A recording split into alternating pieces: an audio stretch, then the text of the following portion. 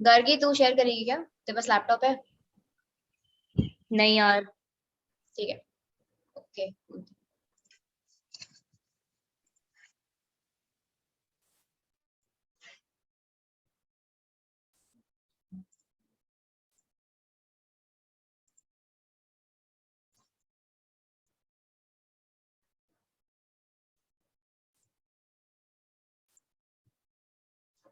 ठीक है।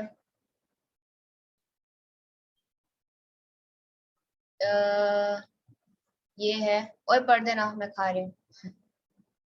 Zomato is breaking the Domino's barrier। ठीक है, ये टॉपिक है। गार्गी शुरू हो जा।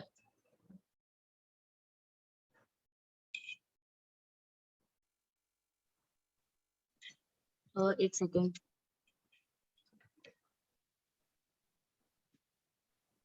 ठीक है, नीचे जाओ।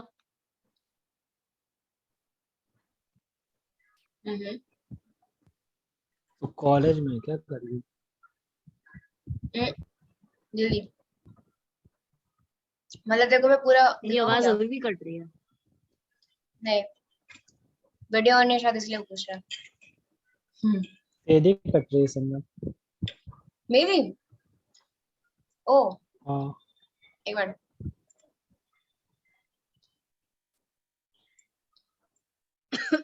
अब आ रही है क्लियर? थोड़ी सी ठीक हुई।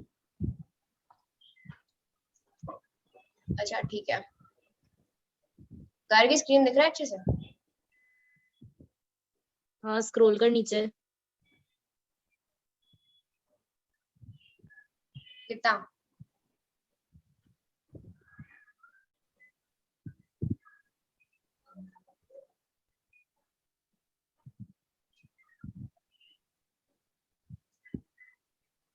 बस इतना ही है।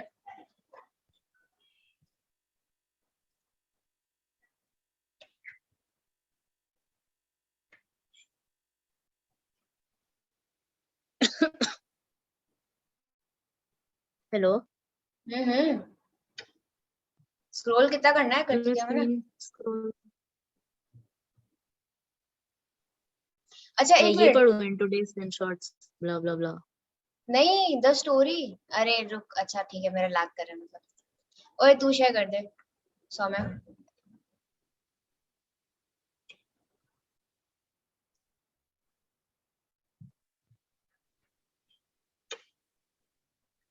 मेरी आवाज आ रही है? ओए सौम्या शेयर कर देना। आ रही है। ओके। कर रहा हूँ। अरे देखो परमिशन देना पड़ेगा, एक minute. Okay done. Please permission they they. Please बोलो पहले अच्छे से। अरे दे दिया।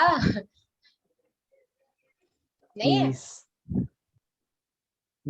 रुक जा, मुझे पहले लिंक तो खोलने दे।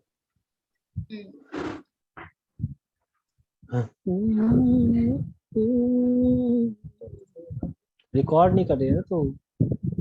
Recording in progress. मैं अच्छा तू गा गा रहा रहा है? हूँ सारे। नहीं नहीं गा ना। अबे नींद आ जाएगी यार, मत करो, जल्दी करो यार। देख लो। चलो ओके, तो मुझे करना शेयर।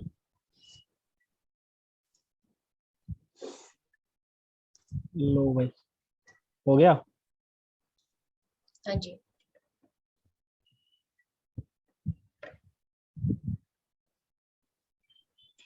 चलो कौन रेटिंग डाल रहा कारगिल। नहीं नहीं, सौम्य do the honours.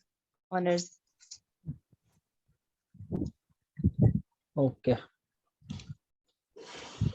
At 7 p.m. on Monday, Deepinder Goyal sends Indians into a tizzy. The founder of Zomato published a blog post explaining how the company was going to attempt something that had rarely been done before: 10-minute food deliveries. And almost immediately, the internet was split into two factions. On the one side, you had an optimist lauding Zomato for this bold new initiative, but most people who chanced on this blog post weren't too pleased. In fact, they were livid that Zomato was putting the lives of its delivery folk in grave danger by setting such absurd targets. Everybody wanted in on the conversation, but here's the thing: this isn't the first time it's happening. You could argue that this is the very same conversation transpired some 18 years ago when Domino's decided to deliver pizzas in under 30 minutes. At that time, people didn't believe this claim, but Domino's had a plan in place. And no, they didn't just ask drivers to risk their life. In fact, they restricted the speeds of delivery vehicle to 45 kilometers per hour. On the side, however, they spent a whole year mapping different possibilities. They opened store in dense localities and had their riders memorize every pothole and traffic light in the city. And by eking out insufficiency bit by bit, Domino's did the unthinkable. They broke the 30-minute barrier. However, they had to do it consistently, so they innovated some more. They incorporated technologies to forecast orders. They worked with maths and probabilities. For instance, once a customer added a pizza to the cart, the likelihood of making a purchase shot up to 60%. If they added an address, it went up to 80%, and if they read the payment pay, the probability rose to 95%. And by this time, Domino's already had a pizza in the works. So how exactly does Zomato plan to break the barrier that Domino's set? Well, they will like to do all of this and some more. They will incorporate warehouses, cloud kitchens in the neighborhood that experience peak demand. They will pursue demand predictions using algorithms. With over 1.35 billion orders served, Zomato knows what people want and when they want it. They also know that momos and biryanis are hot favorites, and they can prepare custom menus for micro communities. They will know what not to sell. If you want a paneer butter masala and garlic naan, you will probably still have to wait. The 10-minute menu will be different from your regular menu. They will also likely incorporate automation to expedite stuff. They recently invested $5 million in Mukunda Foods, a food robotic company, and it's likely they will build on this. And no, they won't pressurize their drivers. At least that's what Zomato is stating for now. Okay, all this sounds wonderful, but why on earth is Zomato doing it? For Domino's, it was compelling value proposition. People were legitimately excited at the prospect of receiving a pizza in under 30 minutes, but in Zomato's case, public perception is vastly different. Why do it then? Isn't a solution begging for a problem which, by the way, doesn't even exist right now. A quick perusal of comments on Dipinder Goyal's post tells you about the degree of displeasure brewing underneath. आगे read करना है या रुकना है? हाँ, एक बार summarise कर देते हैं अभी तक जो भी बात हुआ। तो हमें तो पता ही है कि डोमिनोज 30 मिनट डिलीवरी वाला चीज करता था। तो जब डोमिनोज ने भी ये चीज स्टार्ट की थी तो बेसिकली तब भी बहुत क्रिटिसिज्म इस चीज पे आया था कि डिलीवरी बॉयज को जल्दी करना पड़ेगा, क्योंकि ऐसा कुछ होता था ना कि 30 मिनट से ज्यादा तो फ्री हो जाता था पिज्जा। तो डोमिनोज वाले बॉयज को कुछ तो प्रॉब्लम होता था उससे, कुछ उनको देना पड़ता था अपने पैसों में से। तो उस पे क्रिटिसिज्म था। बट अब जोमेटो भी अब और भी ऐप्स है जो ये सब चीज ट्राई कर रहे हैं ना, 10 मिनट डिलीवरी। अपने जेप्टो का भी चल रहा है, ब्लिंकिट, ग्रोफर्स वगैरह। तो सीन ये है कि क्या ये लोग ऐसा करने वाले हैं, कैसे ये लोग ये 10 मिनट वाली चीज काम कैसे करने वाली है, थोड़ा ये डिस्कस किया है कि ऐसा नहीं है कि मतलब यार वो लोग अपने डिलीवरी बॉयज को बोल भी देंगे कि तेज चलाओ तो कितना ही जल्दी पहुंचा देंगे वो लोग भी। But instead they are using maths and probability as well to predict orders एक तरह से। और भी वेयर हाउस वगैरह क्या क्या पॉइंट्स बहुत सारे लिखे हुए थे कि हर स्टेप पे वो एफिशिएंट और ज्यादा बनाए जा रहे हैं ताकि टाइम कम लगता जाए। तो ये तो काफी फैसिनेटिंग है, तो मैंने सोचा नहीं था एक्चुअली इस तरह से। हाँ देखो, इन लोगों ने फेवरेट्स भी देख रखे हैं कि क्या है, एल्गोरिथम्स वगैरह यूज कर रहे हैं।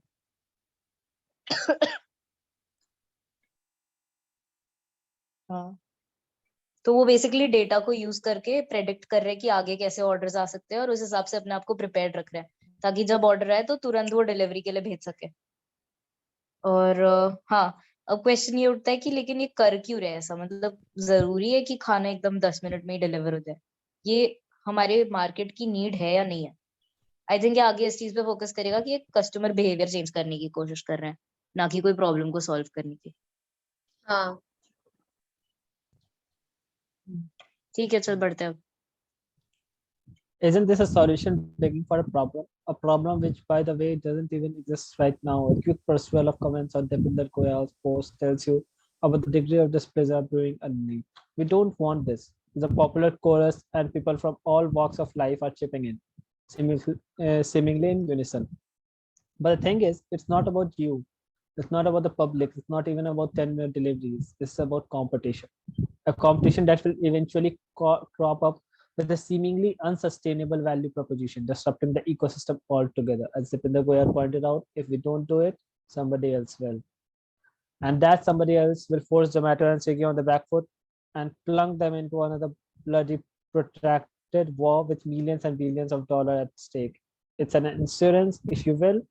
By pre-pitching the move altogether, they mitigate the chances of a new startup upstaging them completely. Think about it. How many investors are willing to fund a 10-minute food delivery startup now that Zomato has already made the announcement? They will probably respond by saying Zomato is already doing it. And that's all there is to it.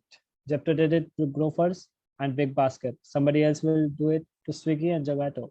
And so even if you don't want it, even if you think it's needless, Enterprise Zomato will try and deliver your food in 10 minutes. And when that day comes, even the most staunch critics will change their mind. Chai samosas, biryanis, and momos will start arriving in under 10 minutes, and the controversies will be a thing of the past. Until then, controversies क्या? अच्छा, यही वही कि जो क्या इस पे जो होता है कंट्रोवर्सी हुआ। बनाने का। हाँ हाँ हाँ। हम्म, मैंने एक प्रांजल यही कामरा का रील देखा था, उसमें यही था हम्म, कि ये सारे एप्स ये नहीं ट्राई कर रहे कि वो कोई प्रॉब्लम सॉल्व करे, क्योंकि ये मेडिसिन जैसी इंपॉर्टेंट चीजें तो है नहीं जो 10 मिनट में डिलीवर कर रहे हैं। वो यही कोशिश कर रहे हैं कि वो मार्केट में कस्टमर्स के लिए आदत डाल दे, बस उनको ये कि 10 मिनट में चीजें डिलीवर हो जा रही है।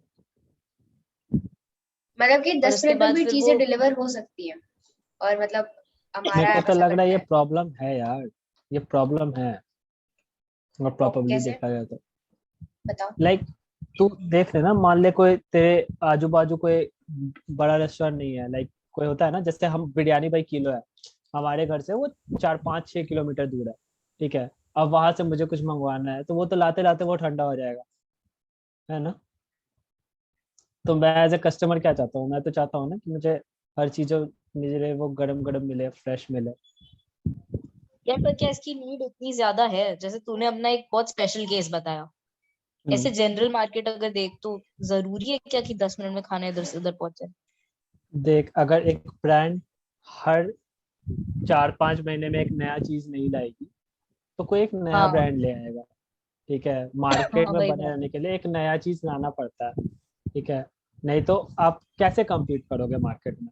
आप क्या कर रहे हो? सिंपली अगर देखा जाए तो जोमेटो क्या कर रहा है, वो सिर्फ डिलीवरी ही तो कर रहा है ना, वो खुद का बना तो रहा नहीं है। अब उसने क्लाउड किचन के वो भी स्टार्ट किया है ना, लेकिन खुद का तो वो बना नहीं रहा है, बस वो रेस्टोरेंट से ले रहा है, हमें दे दे रहा है। तो अगर वो कुछ एक्स्ट्रा नहीं करेगा तो फिर क्यों लोग इसे यूज करेंगे, कोई दूसरा कर लेगा। और ये जैसे हम्म। मेरा एक प्रॉब्लम है, तो ऐसे मेरे जैसे कितने सारे लोग होंगे, है ना। तो अगर वो मान के चल, अगर 20 lakh people out of 130 crore in India, 20 lakh लोगों को भी सिर्फ ये प्रॉब्लम जो मेरी जैसी हो रही है, तो ये मार्केट प्लेस है ना, यहाँ से कितना रेवेन्यू जनरेट होगा, सोच के देख। हाँ एक्चुअली तू सही बोल रहा है, ये वाली चीज भी प्लस वही है ना कि लोगों की आदत भी बदल ही जाएगी जब वो सर्विस अवेलेबल हम्म, रहेगी तो जिनको हाँ उसकी जरूरत नहीं है उनको भी बेनिफिट होगा और उनको भी फिर लगेगा कि वो उनकी नीड बन चुका है। हाँ, और फिर नए लोग compete नहीं कर पाएंगे, ये भी बहुत बड़ी बात है। हाँ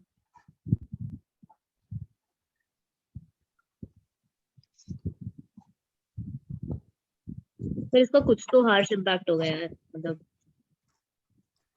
हाँ, लोग पागल हो जाएंगे क्या ना। और इम्पैक्ट होगा?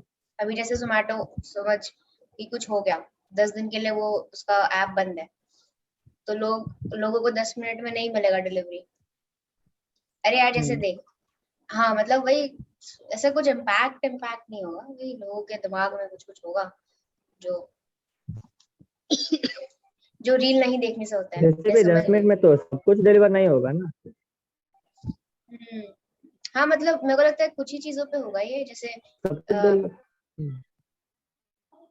पहले नहीं उसमें लिखा था ना प्री जैसे कुक्ड चीजें, मतलब रखेंगे तैयार रखेंगे, ऐसा ही कुछ कुछ, या फिर उन्हीं कुछ चीजों पे ही होगा कि ये कुछ हाँ चीजें ये हैं जो सब 10 मिनट में नहीं हो पाएंगी, ऐसा लिखा होगा शायद उस पे। हार्श हो सकता है। इम्पैक्ट क्या होगा मैं इसका? इसके बात कर रहा हूँ कि नहीं नहीं, वो सौम्य बोल रहा था ना बिरयानी बाई किलो। जब बिरयानी बाई किलो आप नहीं ला सकते 10 मिनट में, तो जोमेटो वाला कैसे ला सकते? तो इसमें अरे वो तो वही तो आपका मैं बोल रहा हूँ प्रॉब्लम, ना, वो जैसे अब मान जो ले हार्श वो बोल रहा है ना। उसने वो खोल रखा है अपना रेस्टोरेंट मेरे घर से 6 किलोमीटर दूर, ठीक है। हम्म अब मेरे लोकेलिटी से कितने लोग हम्म। ऑर्डर करते होंगे बिरयानी बाई किलो, या फिर वैसे जो रेस्टोरेंट्स है ना? तो जोमेटो क्या करेगा, हाँ उनका फिर क्लाउड भी किचन जोमेटो खोल वाले देगा यहाँ लाते पे। कैसे? नहीं नहीं, जोमेटो यहाँ पे क्लाउड किचन लेकिन खोल देगा हाँ एज ए ओके। रेस्टोरेंट। उसे क्या फायदा है यहाँ पे क्लाउड किचन खोलने से? वो तो रेस्टोरेंट कंपनी है ना, वो क्लाउड किचन तो चला नहीं रहा। तो जोमेटो क्लाउड उसे ये किचन करके क्या है? क्लाउड किचन खोल देगा। क्लाउड किचन बेसिकली होता लेकिन है कि जोमेटो आप अब सिर्फ किचन हो। ये सॉरी, हम्म, नहीं ये बोल। जोमेटो क्लाउड किचन के बारे में नहीं है ना ये बात। ये बस वो 10 मिनट में ऑर्डर करने वाला है। इसमें ये बताया जाए कि वो अपने पार्टनर होटल्स में अरेंजमेंट करेंगे कि 10 मिनट में खाना मंगवा जाए। ये अब ये नहीं बात कर रहे अगर कि अगर वो क्लाउड किचन हर चीज, लगा है। देखो यार, थोड़ा खुद भी सोचना होता है ना। अगर वो सारी चीजें बता देगी तो वो फिर कैसे बिजनेस करेगी? नहीं नहीं, क्लाउड किचन का था ना कि जोमेटो और स्विगी बनाया तो क्लाउड किचन से ही बनाया, इसलिए तो लॉस में है। अब वो फिर वो स्टार्ट करेंगे क्योंकि उसका मार्जिन है। वैसे भी वो वेरिएबल पता नहीं नहीं है नहीं, मेरा लॉस में लॉस में वो इसलिए है क्योंकि कस्टमर वो एक्विजिशन कॉस्ट ज्यादा है। है ना, क्या? Biryani by kilo cloud cloud kitchen है ना? नहीं, वो फॉल मिलती है। नहीं नहीं, वहां जाके भी मिलता है शायद, शायद उसका कोई कंफर्म आउटलेट नहीं है हूँ क्या? मैं। हाँ शायद नहीं? हमारे घर से 4-5 किलोमीटर दूर है, कुछ अलग है। बट मेरे को तो यही लग रहा है। क्लाउड किचन बेसिकली होता है समय कि एक आपका किचन जैसा होता है, वहां पे सिर्फ एक रेस्टोरेंट का उसका नहीं होता है। मीम सब बिरयानी बाई तेरा किलो आवाज, ऐसा एक ब्रांड है ना? हाँ, चेन है, रेस्टोरेंट चेन इंडिया में। हाँ तो क्लाउड किचन होता है कि वो सिर्फ एक किचन रहता है बड़ा सा, वहाँ पे सारी चीजें होती है, उसे 2-3 रेस्टोरेंट पार्टनर शेयर करते हैं, ठीक क्लाउड है। किचन मतलब ये है ना कि वो वहाँ होटल नहीं रहता, मतलब वहाँ टेक ही हाँ, नहीं है, वो बस डिलीवरी करती डिलीवरी है। है बस वो डिलीवरी। एक, हाँ उसका एक क्या बोलते हैं, वो फ्रंट एयर में नहीं होना चाहिए, वो डार्क हाउस जैसा वेयर हाउस जैसा। हम्म। अच्छा। हम्म। और वो जो तू सुनील बोल रहा है ना कि ये सारी लॉस में है, तो लॉस में सारे स्टार्टअप्स रहते हैं स्टार्टिंग में, बिकॉज स्टार्टिंग में वो सारे पैसे खर्चे करते हैं कस्टमर एक्विजिशन पे, ठीक है। All they want to do is कि हम मार्केट को डिसरप्ट कर दें, एंड वंस मार्केट डिसरप्ट हो जाएगा फिर तो उन्हें, जब कोई कॉम्पिटिटर ही नहीं बचेगा, फिर तो they can earn as much as they. Like Jio ने क्या किया 2016 में, उसके पास पैसे थे तो उसने 66,000 करोड़ इन्वेस्ट कर दिया इंडिया में, एंड 1.5 साल तक उसने फ्री में सबको इंटरनेट दिया, सबको आदत लगा दी इंटरनेट की, ठीक है। उसके बाद सारे मार्केट डिसरप्ट हो गए, जितने सारे टेलीकॉम कंपनीज थे वो सारे बंद हो गए, सिर्फ 2 लोग बचे, एंड वोडाफोन आइडिया से वो कंबाइन होना पड़ा, ठीक है। Even they are struggling right now. तो एयरटेल से फिक्स सर्वाइव कर पाया, तो सिर्फ मार्केट में अब 3 प्लेयर बचे हैं। जियो का कॉस्ट सबसे कम है अभी भी, तो आप देख सकते हो कि लाइक आज उसके पास कुछ 2.22 पॉइंट समथिंग करोड़ लोग जियो के साथ जुड़े हुए हैं। तो इतने ज्यादा कस्टमर्स है उसके पास, तो आज वो प्रॉफिट बना रहा है, स्टार्टिंग में तो हाँ वो ये लॉस अच्छा कर रहा था। एग्जाम्पल है। डिफरेंस हाँ डिफरेंस बिटवीन जियो और जोमेटो ये है कि जियो अंबानी का है, मतलब वो उसका ऑलरेडी एक प्रॉफिटेबल बिजनेस है, उसमें से वो एक इन्वेस्टमेंट कर रहा है। वो पहले 2 to 3 years वो इन्वेस्ट करा, हम्म, उसके बाद में उसको रिटर्न मिल गया। वही जोमेटो में हम्म, ये है कि जोमेटो का प्रॉफिट मार्जिन नहीं है, जबकि अगर कोई प्लेयर भी नहीं बचता, मतलब सिर्फ जोमेटो रहता है पूरे पूरे इंडिया में, हम्म, फिर भी वो कितना चार्ज कर लेगी, 10 से 20% ना, 10 से 20% तो उसका डिलीवरी कॉस्ट और उससे चला जाएगा। उससे ज्यादा चार्ज कर दिया तो लोग क्या बोलते हैं, वो यहाँ उतना फेमस नहीं है। वो नॉर्मल मुंबई नॉर्मली वहाँ के जो है वो होटल में ही मिलता है, क्या बोलते हैं उसको, डिलीवरी, तो उसी से नहीं करा करेंगे लेंगे ना, ना। नहीं करेंगे ना, क्यों नहीं यही ले तो रहे? बात है। आज आज के डेट में अगर जियो, सोच लो बस, आज के डेट में आपका 1.5 GB पर डे का कॉस्ट है जियो का, 699 समथिंग, ठीक है। पहले 500 रुपये का था, आज ये 700 रुपये का। एयरटेल का सेम प्राइस कुछ 2 GB पर डे का होता है, 840 या 820, ठीक है। तो कॉस्ट कितना हाई है। हम लोग क्या करवा रहे हैं ना रिचार्ज।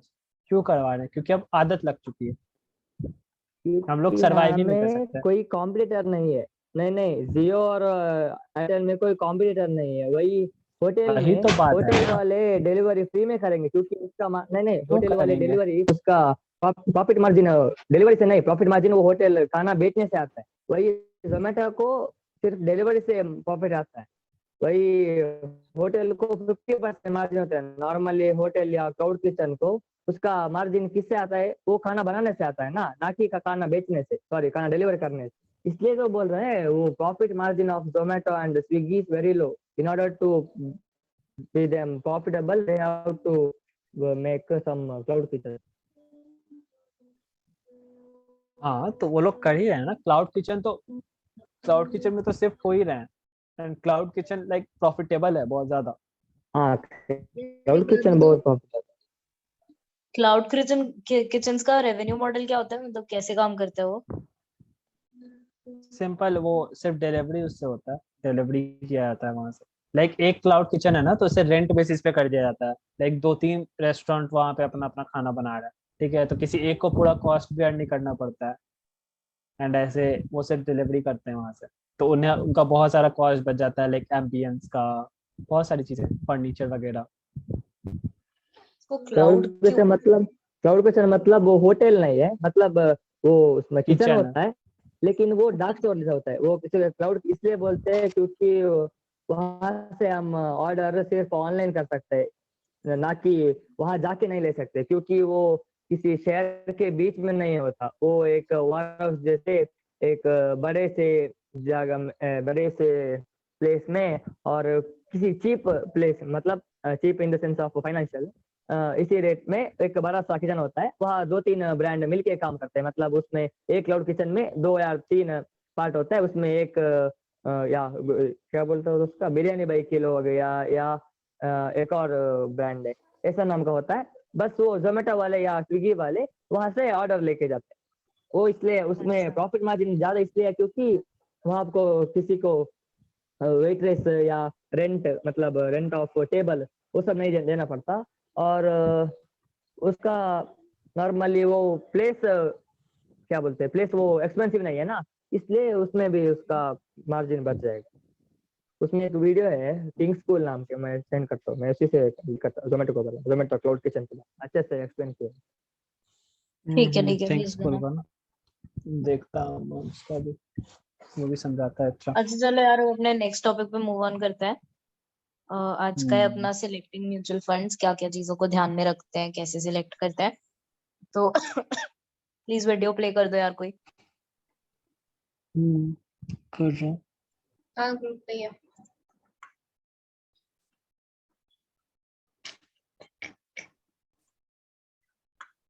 हम्म,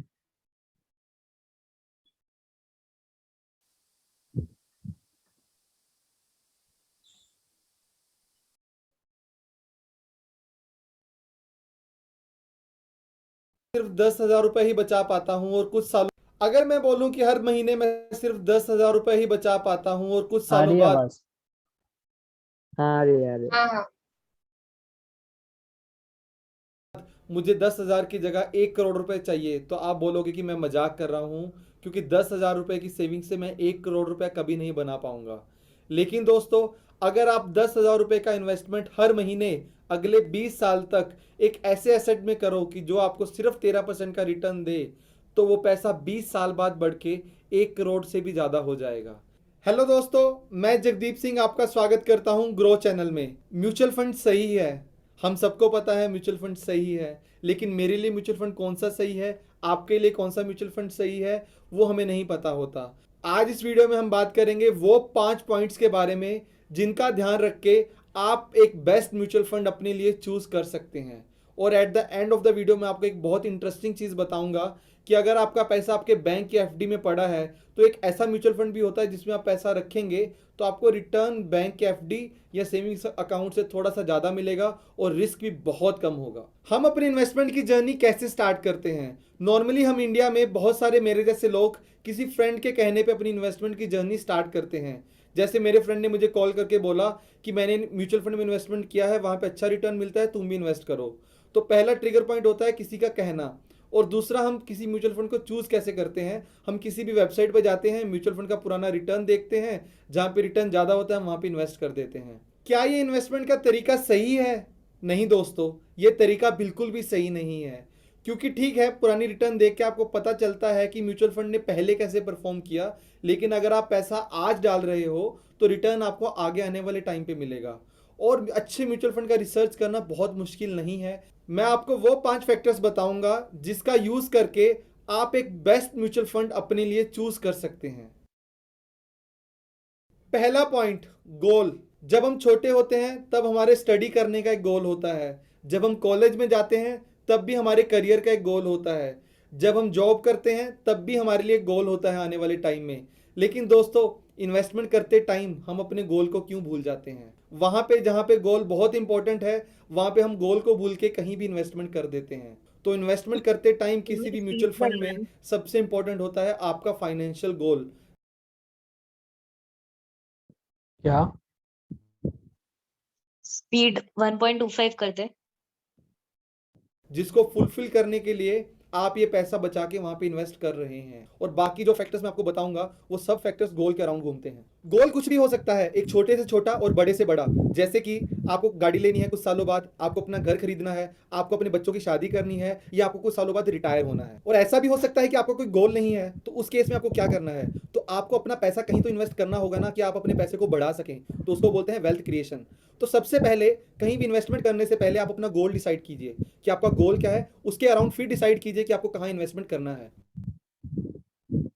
गोल के बाद अपने फैक्टर्स होते हैं ड्यूरेशन और रिस्क। और अगर मैं ड्यूरेशन और रिस्क की बात करूं तो ये गोल के अराउंड घूमते हैं, और ये सभी तीनों फैक्टर्स इंटरलिंक्ड होते हैं। कैसे, मैं आपको बताता हूं। मान लो कि आज मेरी जॉब लगी और मैंने सोचा कि मुझे 3 साल बाद अपनी गाड़ी लेनी है, और उस गाड़ी के लिए मुझे 10 लाख रुपए चाहिए। तो वो गाड़ी लेना हुआ मेरा गोल, वो 10 लाख रुपए हुआ मेरा पहला फाइनेंशियल गोल। और वो गाड़ी मुझे कितने साल बाद लेनी है? मुझे लेनी है 3 साल बाद, और वो 3 साल हुआ मेरा ड्यूरेशन। अब आप सोच रहे होंगे कि मैंने आपको गोल और ड्यूरेशन के बारे में तो बता दिया, लेकिन आपको रिस्क के बारे में क्यों नहीं बताया? क्योंकि मुझे लगता है कि रिस्क बहुत इंपॉर्टेंट होता है, उसके बारे में मुझे आपको थोड़ी डिटेल में बताना चाहिए। तो दोस्तों, रिस्क होता है कि अगर आपने कहीं पे पैसा इन्वेस्ट किया है तो उस पैसे के ऊपर बढ़ने की बजाय नीचे जाने के कितने चांसेस हैं। मतलब कि अगर आपने 100 रुपये इन्वेस्ट किया तो वो 105 की जगह 95 भी तो हो सकता है।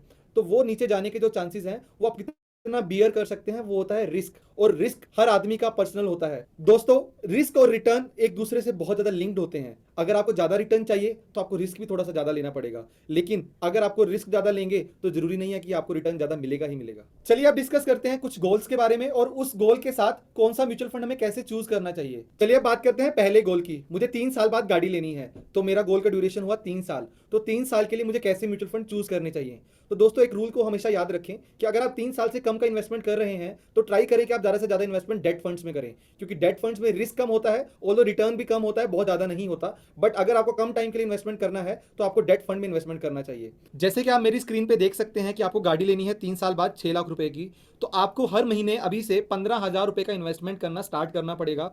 और मैंने आपको बताया था कि अगर आपका इन्वेस्टमेंट होराइजन 3 या 4 साल से कम है तो आपको डेट फंड में ही इन्वेस्टमेंट करना चाहिए। तो डेट फंड की मैंने एवरेज रिटर्न ली है सिर्फ 7% की। तो अगर आप आज से हर महीने 15,000 रुपए का इन्वेस्टमेंट डेट फंड्स में करते हैं, जहां आपको एवरेज रिटर्न 7% का मिलता है, तो आपका गोल 3 साल में अचीव हो जाएगा। आपका 6 लाख रुपए का इन्वेस्टमेंट वैल्यू बन जाएगा। जैसे कि आप देख सकते हैं स्क्रीन पे, अगर आपको बहुत कम टाइम के लिए इन्वेस्टमेंट करना है तो आप लिक्विड फंड में कर सकते हो। ऐसे चलते चलते आप ultra short term, low duration fund, short term, mid term, long term और गिल्ड फंड्स में भी इन्वेस्टमेंट कर सकते हो। जरूरी नहीं है कि आपको डेट फंड में इन्वेस्टमेंट सिर्फ शॉर्ट टर्म के लिए करना है। अगर आप रिस्क बहुत कम लेना चाहते हो लेकिन आप इन्वेस्टमेंट लॉन्गर टर्म के लिए करना चाहते हो, तब भी आप डेट फंड्स का यूज कर सकते हो इन्वेस्टमेंट के लिए। और इसी स्क्रीन में एट द एंड आप देख सकते हो एक बहुत स्पेशल फंड होता है, गिल्ड फंड। गिल्ड फंड एक थोड़ा सा अलग तरह का डेट फंड होता है जो सिर्फ गवर्नमेंट सिक्योरिटीज में इन्वेस्ट करता है, जैसे कि गवर्नमेंट बॉन्ड्स, म्यूनिसिपैलिटी के बॉन्ड्स, इसके अलावा स्टेट गवर्नमेंट्स के बॉन्ड्स में भी इन्वेस्ट करता है। तो ये रिलेटिवली सेफर होता है और लास्ट एक साल में गिल्ड फंड्स ने 12% से ज्यादा का रिटर्न दिया है। अब चलते हैं अपने सेकंड गोल पे। मेरा सेकंड गोल है कि मुझे घर लेना है 10 साल बाद। तो अब मेरा गोल हुआ घर लेना, मेरा ड्यूरेशन हुआ 10 साल। तो जब भी आपका ड्यूरेशन इन्वेस्टमेंट का 3 साल से बढ़ जाता है तो एक स्पेशल केस होता है म्यूचुअल फंड का, जिसे हम इक्विटी म्यूचुअल फंड्स बोलते हैं, वो पिक्चर में आ जाते हैं। क्योंकि इक्विटी म्यूचुअल फंड्स की खासियत ये होती है कि वहां पे आपका रिस्क लेने की कैपेबिलिटी थोड़ी ज्यादा होनी चाहिए, बट आपको रिटर्न भी ज्यादा मिलती है।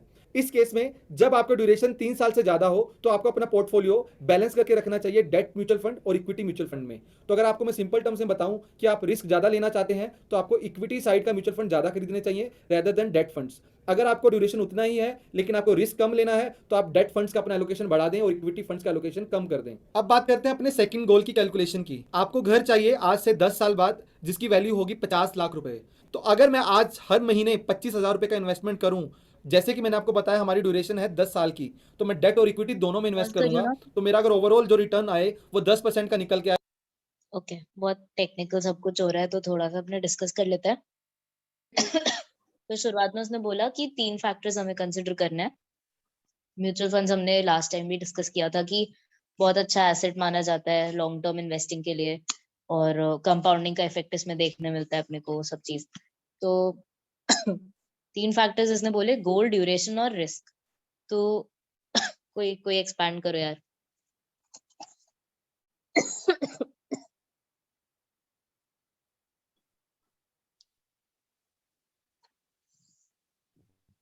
पहला तो था गोल, कि लाइक हमारा गोल क्या है ना, हम हाँ। कितने रुपए चाहते हैं at the end of some tenure. तो वो तो लाइक इजी है, किसी को भी समझ में आ जाएगा। दूसरा था हमारा goal, duration, risk. Duration like compounding सबने पढ़ा है ना यहाँ पे।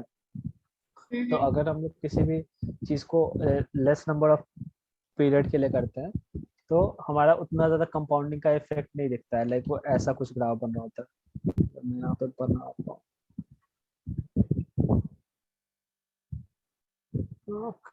कुछ ऐसा सा ग्राफ होता है कंपाउंडिंग का, ठीक है। स्टार्टिंग के इस वाले पीरियड में कुछ उतना ग्रोथ नहीं देखने को मिलता है, बट जैसे जैसे हमारा टाइम ऐसे आगे ग्रो करता है तो वैसे हमें बहुत ज्यादा रिटर्न हाँ, देखने को जैसे मिलता है। गिल्ड में तो 12% बताया कि लास्ट हाँ के सालों में 12। हाँ, तो वही तो ड्यूरेशन बहुत मैटर करता है कि लाइक हम कितने टाइम के लिए इन्वेस्ट कर रहे हैं, है ना। बाकी आता है रिस्क, कि लाइक आपकी रिस्क टेकिंग कैपेबिलिटी कितनी है, आप कितना रिस्क ले सकते हो। लाइक अगर कोई 50 के एज में म्यूचुअल फंड ले रहा है, स्टार्ट कर रहा है, तो वो ऑब्वियस ज्यादा रिस्क नहीं लेना चाहेगा, है ना। लाइक लेकिन अगर कोई 21 या 22 में स्टार्ट कर रहा है तो हम लोग थोड़ा ज्यादा रिस्क लेने के कैपेसिटी में रहते हैं, है ना। तो वो चीज़ कि हमें अपनी रिस्क टेकिंग एबिलिटी बहुत अच्छे से पता होना चाहिए। क्योंकि बाय द मेरे को लगता है लोग ऐसे इसलिए बोलते हैं क्योंकि हम लोग कोई भी इन्वेस्टमेंट अगर कर रहे हैं तो हम लोग एक सिंपल जो हमारा वो back of the mind thought रहता है कि हमें पीस चाहिए, है ना, कि हमें फाइनेंशियल टेंशन कभी ना आ रहा है जिंदगी में, इसीलिए हम लोग इन्वेस्ट करते हैं, है ना। तो अगर हमें ले लिया कि हाँ भाई हाईली रिस्की स्टॉक्स खरीद लिए हैं, ठीक है, हमारी वो एबिलिटी ही नहीं थी, कैपेबिलिटी ही नहीं थी हाईली रिस्की स्टॉक्स को खरीदने की, हमने ले लिया, अगले ही दिन हमें दिख रहा है कि हमारा इन्वेस्टमेंट 20% से डाउन है, तो हम तो भाई टेंशन में आ जाएंगे, फ्रस्ट्रेट होने लगेंगे, है ना। फिर हमारा वो पीस वाला फैक्टर तो चला गया। इसलिए रिस्क अपना जानना बहुत इंपॉर्टेंट होता है कि हम लोग कितना रिस्क ले सकते हैं। किसी को कुछ ऐड करना तो कर दो, एक मीट भी खत्म होने वाली है, 1 मिनट है। अरे हाँ, नहीं ऐड तो नहीं। अच्छा, मेरे को वापस से पूछना था कि जो रिटर्न होता है 7%, जैसे एक में कहा था, तो वो जितना भी इन्वेस्ट करते हैं उसका 7% निकाल के उतना ही उतना ऐड होता है ना, ठीक है। हाँ, लाइक फर्स्ट ईयर तो मान लेगा तूने 10,000 किया तो उसका 7% ऐड होगा, अगले साल वो तेरा ऐड होके जो 10,700 जो है अमाउंट, उसका 7% मिलेगा। तो compounding इसीलिए 7% तो- CAGR, हाँ CAGR होता है ना, वही।